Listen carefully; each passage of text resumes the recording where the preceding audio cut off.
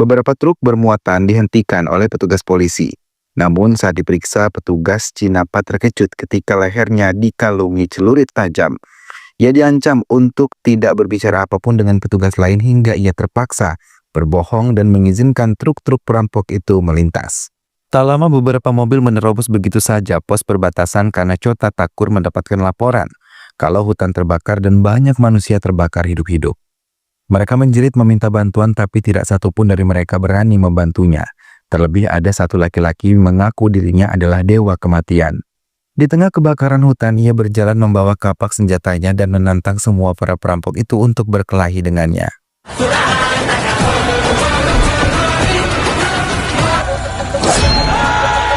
Beberapa bulan sebelumnya, seekor anjing yang tidak bersalah harus mati terlempar dari sebuah ruangan oleh salah satu anggota perampok yang tengah berdiskusi. Pemilik anjing tersebut sangat sedih dan menangis memandang pemakaman anjing kesayangannya. Sang ibu mencoba menenangkan putri yang terpukul atas kehilangan anjingnya. Kakek Vaishnavi yang tahu pelaku itu mencoba menghubungi MLA untuk meminta pertanggungjawaban mereka. Namun anggota keluarga yang lain mencoba menghalangi untuk melakukan hal itu karena akan membahayakan semua anggota keluarga mereka. Sang kakek pun menurutinya, ia tidak mau nasib keluarganya sama seperti Brownie. Karena mereka tahu kekejaman saudara laki-laki MLA yang merupakan perampok tidak diragukan. Bahkan Trimurti yang merupakan MLA pun memberikan jalan untuk saudaranya. Perdagangan hewan yang dilindungi diketahui oleh pihak pemerintahan, bahkan gudang penyimpanan telah disegel. Namun Trimurti berjanji akan melakukan hal yang baik untuk membuka itu kembali.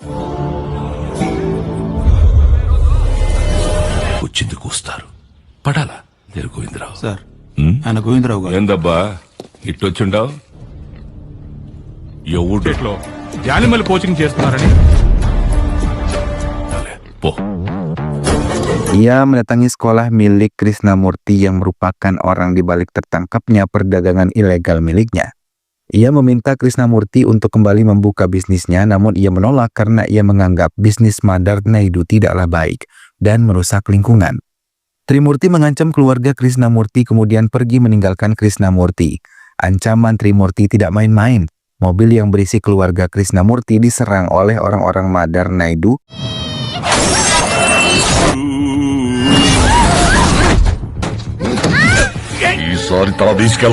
Hingga seluruh keluarga Krishnamurti sangat trauma.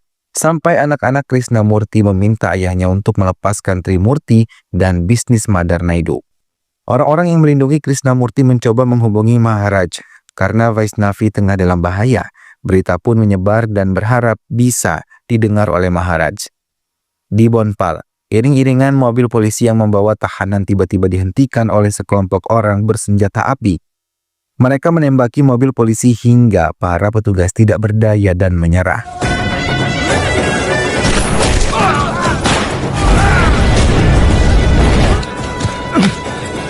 Kelompok bersenjata itu bersujud hormat ketika tahanan bernomor 306 keluar dari mobil tahanan. Maharaj, nama sang tahanan itu, meminta petugas untuk membuka borgolnya. Ia pun segera ikut bersama rombongan bersenjata itu. Maharaj dibawa ke desa Krishnamurti namun mobil yang ditumpanginya dihadang oleh petugas. Namun setelah Maharaj menjelaskan, ia dilepaskan.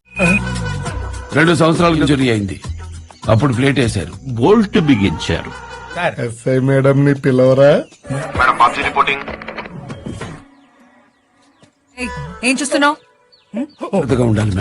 ఏంటి అడ్వైజ్ ఇస్తున్నావా? బుల్లెట్స్ ఉంటాయి. ఇప్పుడు వెళ్ళొచ్చా? Krishnamurti menemui Maharaj dan segera memanggil Vaishnavi untuk menemuinya. Ingatan Maharaj segera melayang mengingat ia pernah menggendong Vaishnavi. Ia tersenyum melihat tingkah laku Vaishnavi yang begitu menggemaskan dan juga pintar. చెప్పిన డ్రైవర్ అవునమ్మా. నిన్ను డ్రైవర్ అనే పిలుస్తా. ఫస్ట్గా నీ మీదకి వస్తున్నాడు. ఓ మై గాడ్, తాతయ్య. అమ్మా, అందుకే తెలుసు. Maharaj membawa Vaishnavi sesuai arahan Krishnamurti. Melihat cucunya sangat nyaman dengan Maharaj, ia tersenyum dan yakin keselamatan Vaishnavi aman berada di tangan Maharaj. ఎక్కువేమని చెప్పలే కదా, ఎందుకు? Semua keluarga pun merasa senang ketika melihat senyum terpancar dari Vaishnavi. Stephen Raj mendapatkan tugas untuk menangkap Maharaj yang telah berhasil melarikan diri dari mobil tahanan. Mendapatkan tugas itu, Stephen Raj merasa senang dan tidak akan membiarkan Maharaj hidup. Case అప్పచెప్తున్నాను. హలో నువ్వు ఏ under ground లో ఉన్నావు? Sementara Trimurti mulai merencanakan hal yang buruk untuk Krishnamurti, bahkan ingin sekali menghabisi Vaishnavi cucunya. వీటికి Kasus Madar Naidu dan Krishnamurti mulai disidangkan. Semua telah bersiap di ruang persidangan. Kecuali Stephen Raj yang malah mendatangi penjara untuk memberikan mereka minuman bersoda. Ia juga memeriksa tempat di mana Maharaj tinggal saat ditahanan. Namun narapidana yang ada di tahanan itu mengatakan Maharaj orang yang sangat baik.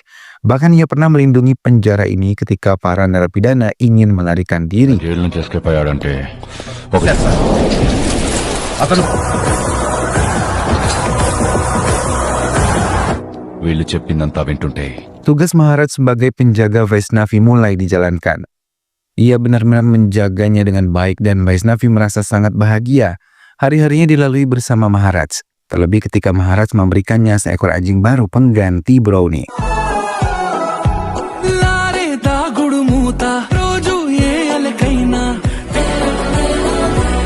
Trimurti terkejut ketika di penjagalannya dia melihat Maharaj sudah menghabisi orang-orang kepercayaannya.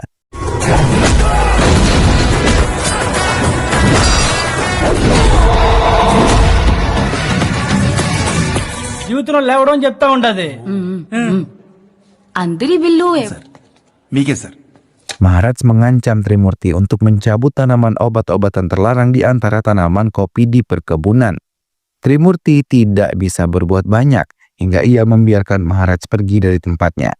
Stephen Raj akhirnya berhasil menemukan Maharaj di rumah Krishnamurti. Ia mengatakan kalau tahu alamatnya dari Sharaj. Stephen membawa Maharaj untuk kembali ke penjara. Kepergian Maharaj membuat Vaishnavi sangat bersedih. సింహం నక్కల మీదకి వస్తే వారపదరాల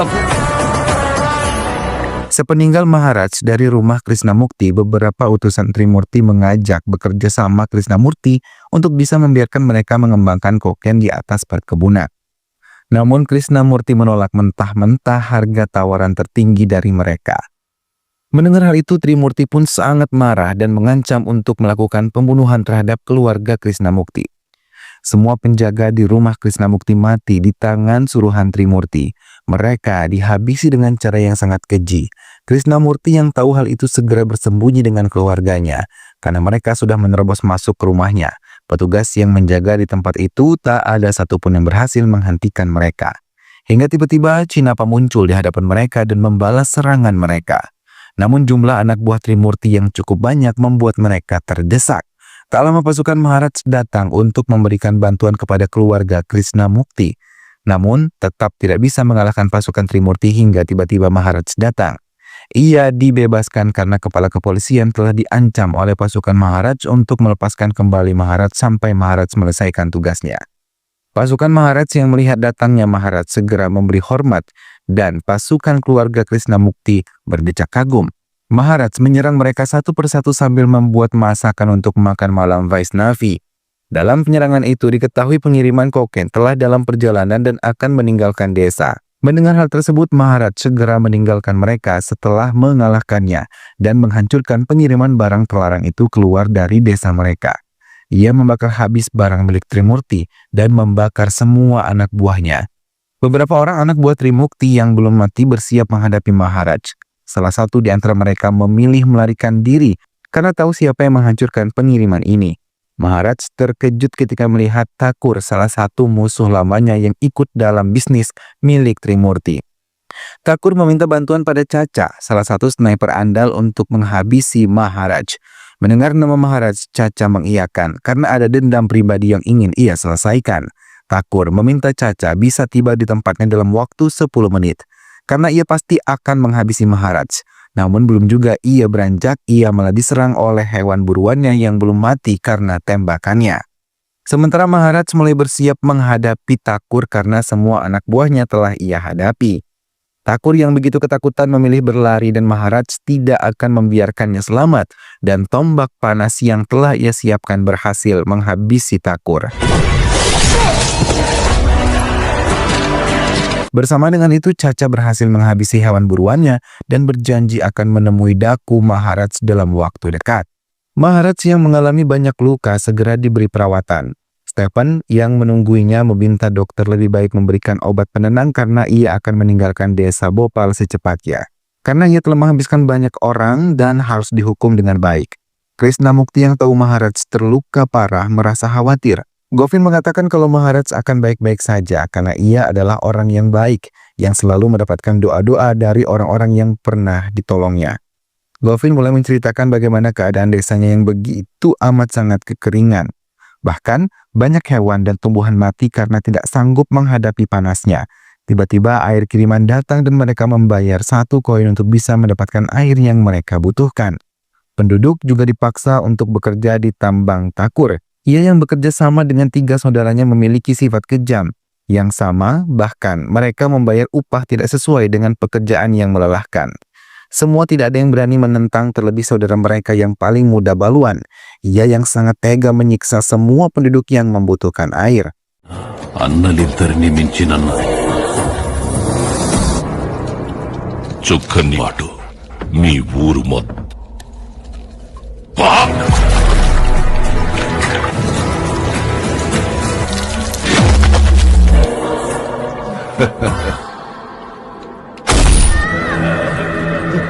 Para penduduk kemudian memberanikan diri untuk melaporkan semua kekejaman Thakur bersaudara ke kota. Tiba-tiba Maharaj yang terkenal dengan nama Setaram keluar dari mobilnya dan menerima mereka. Mendengarkan semua keluh kesah warga desa yang sangat kekurangan air, Setaram beserta wanitanya pergi mendatangi Bajarangpur desa yang kekurangan air. Semua warga yang pernah ke kota merasa bahagia melihat kedatangan Setaram dan juga istrinya. Keduanya mulai mencari sumber air yang bisa digali dan melihat kekejaman Thakur bersaudara yang mengirim air dan meminta mereka membayarnya. Setaram benar-benar merasa sedih ketika melihat kehidupan warga di desa itu. Hingga ia benar-benar berpikir keras bagaimana bisa membuat desa ini memiliki air. Setaram mulai mengajukan permintaannya pada kepala daerah Chambal untuk meminta persetujuannya untuk membuka jalan air. Kepala daerah itu menyetujuinya dan meminta mereka menemui keluarga Thakur. Mereka meminta harga yang sangat tinggi untuk bisa membuka sumber air di desa itu. Namun ia terkejut ketika tahu kalau kepala desa di tempat itu adalah istri Thakur sendiri. Thakur mengungkapkan bila istrinya berani memberikan izin kepada Setaram, maka sama saja ia menggali kuburannya sendiri. Mendengar hal itu, Setaram tidak takut sama sekali. Ia malah tetap ingin desa itu mendapatkan air.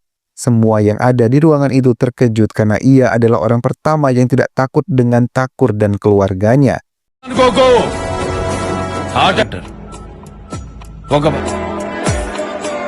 Namun sejak kejadian itu semua pihak pemerintahan di Chambal tidak memberikan Setaram jalan untuk memberikan air di desa Bajangrangpur.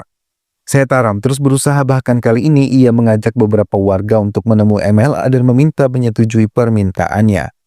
Namun kepergian Setaram malah membuat kesengsaraan warga. Balwan menghabisi semua warga desa tanpa ampun, bahkan membakar semua rumah mereka. Permohonan hidup pun tidak diindahkan hingga tidak ada satupun penduduk yang tersisa. Mereka hanya menyisakan puing-puing rumah dan juga abu.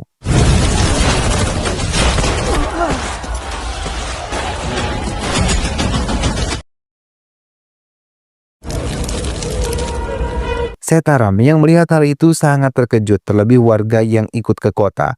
Mereka menangis memeluk keluarga mereka yang mati dengan sangat keji. Setaram sendiri menangis melihat hal itu. Hatinya benar-benar teriris, terlebih ketika Putri Govind dengan napas terputus-putus mengatakan kalau pelakunya adalah Thakur dan kelompoknya. Setelah mengatakan hal itu, Putri Govind meninggal dunia. Semua benar-benar terpukul, ingatan dan mimpi indah untuk memiliki air pun lenyap. Tak lama, tiba-tiba Thakur datang dan menghantam Setaram tanpa ampun hingga ia tersungkur. Namun semua yang ada di tempat itu terkejut ketika Setaram mulai melawan. Bahkan dengan berani menghabisi Sonpur di hadapan orang-orang di tempat tersebut. Hingga sejak itu penduduk desa memanggil Setaram sebagai Maharaj, yang artinya dewa bagi mereka. Setaram membawa sisa-sisa penduduk untuk menyerang balik Thakur dan keluarganya.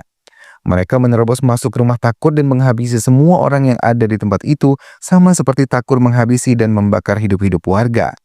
Namun Setaram melarang anak buahnya untuk menghabisi anak-anak dan juga wanita. Akan tetapi Belawan dan Thakur tidak ada di tempat itu. Ia membawa Prithviraj dan ingin menghabisinya. Istri Thakur memohon hingga Setaram bisa menghentikannya. Setaram mencoba tenang dan mulai menjelaskan kejahatan seperti apa yang dihadirkan suaminya dan kakak-kakaknya. Ia menangis menceritakan tentang kekejaman yang dilakukan mereka baru saja. Pembalasan yang ia lakukan tidak sebanding dengan penderitaan yang mereka alami. Para penduduk itu tidak butuh apa-apa, hanya membutuhkan air. Namun bukan air yang mereka dapatkan, melainkan penyiksaan yang luar biasa. Hingga kesabaran Setaram pun habis. Ia menghabisi Prithviraj sekaligus di hadapan orang-orang yang ada di tempat itu. Setaram meminta istri Balwan untuk segera datang menemui mereka karena kematian Balwan akan segera tiba. Sejak kejadian itu, kekejaman Balwan semakin jadi. Mereka menghabisi orang-orang yang berpihak pada Setaram dan meminta orang-orang di pihak pemerintah untuk bisa menangkap Setaram dan anak buahnya. Sementara Setaram dan anak buahnya malah mematangkan diri untuk menghadapi Balwan dan pasukannya. Mereka menyiapkan semua senjata dengan membuatnya sendiri. Thakur berhasil menemukan istri Setaram dan menahannya. Mereka bahkan dengan keji mencoba menghabisinya yang dalam kondisi hamil. Sama dinik. Namun tiba-tiba keajaiban datang. Badai datang menerjang gurun itu dan beberapa pasukan berkuda datang untuk menyerang Thakur dan kelompoknya. Istri Setaram mengatakan kalau semua penculikan ini rencana dari mereka agar membuat Thakur bisa keluar dari persembunyiannya. Di tengah badai pasir di gurun itu, semua anak buah Setaram menyerang anak buah Thakur hingga mereka kewalahan. Bahkan Thakur sendiri ketakutan. Ia tersungkur ketika melihat Setaram ada di dekatnya. Setaram meminta salah satu penduduk untuk mencambuk Thakur, sama seperti Thakur mencambuk mereka bila mereka membuat kesalahan. Dalam keadaan terdesak, Thakur mengancam kalau Setaram akan mendapatkan balasan dari Balwan. Namun dengan cepat Setaram menghabisi Thakur tanpa ampun. Atas pembunuhan yang dilakukan oleh Setaram, kini ia menjadi buronan di kota itu. Namun orang-orang yang tahu Setaram adalah Daku Maharaj malah mendukung setiap perjuangan yang dilakukan oleh Maharaj. Mereka mengikuti kegiatan berlatih, menembak, dan bela diri untuk melindungi kelompoknya. Setaram yang khawatir dengan istrinya memintanya kembali pulang ke kota, namun istrinya malah merasa nyaman bila berada dekat Setaram dan memilih melahirkan di tempat ini. MLA yang tidak berfungsi untuk menemukan keberadaan Maharaj membuat Balwan benar-benar marah. Hingga ia memutuskan untuk menyuruh Chota Thakur keponakannya untuk menculik istri Maharaj yang tengah berdoa di kuil. Ia mencari setiap sudut kuil itu, namun Nandini yang melihat istri Setaram memilih menyembunyikan dari Chota Thakur. Ia mengakui kini suaminya benar-benar serakah dan ia mengakui kebenaran yang dimiliki Setaram, bahkan ia yang memberitahu secara tidak langsung pada warga desa tentang Setaram. Hingga mereka pergi ke kota, Nandini berharap bisa bertemu lagi dengan istri Setaram. Kegagalan menculik istri Setaram membuat MLA merasa kesal karena ia bisa terancam oleh Balwan.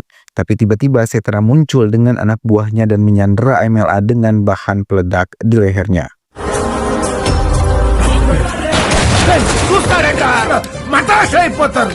Ia dibawa dan diminta membeberkan bisnis-bisnis milik Balwan.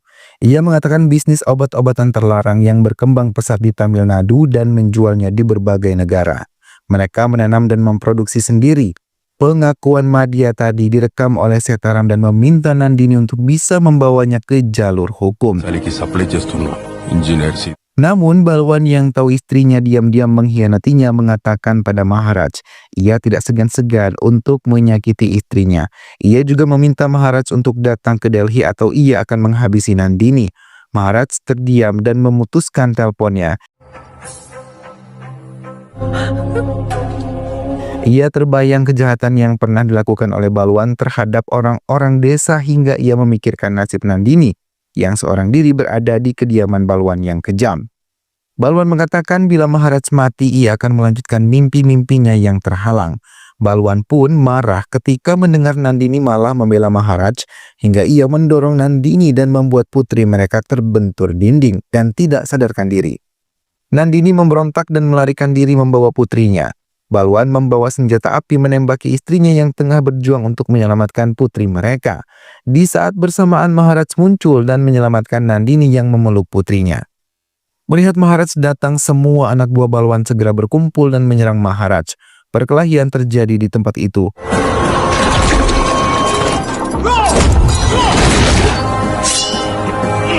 Nandini yang sudah banyak kehabisan darah merintih memohon pada Maharaj.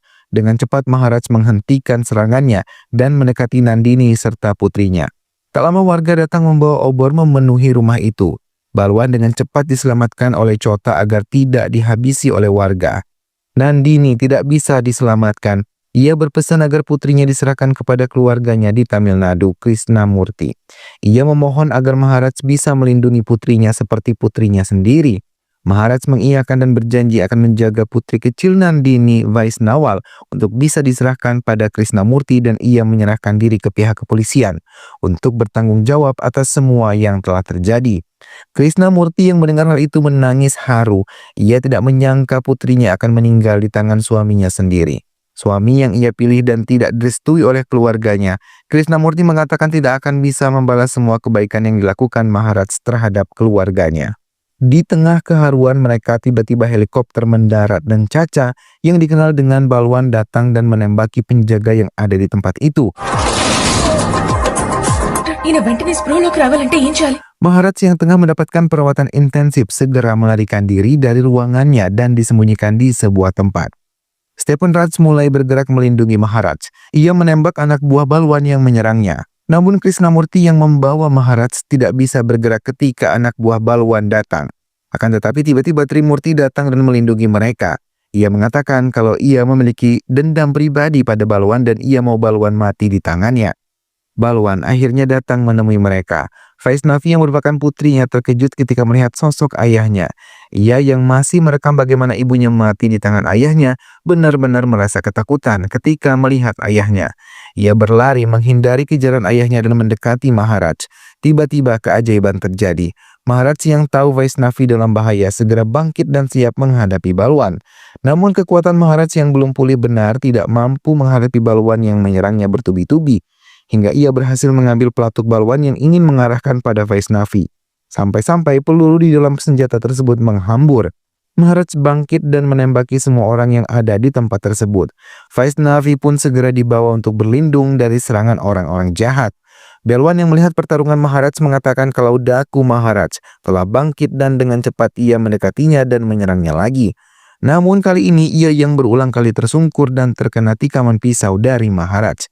Balwan dalam kondisi lemah bisa membalikan keadaan hingga Maharaj berhasil ditikam dan ia mengatakan akan kembali membangun pemerintahannya. Mendengar hal itu, kekuatan Maharaj bangkit dan menghabisi Balwan dengan cepat. Film pun selesai.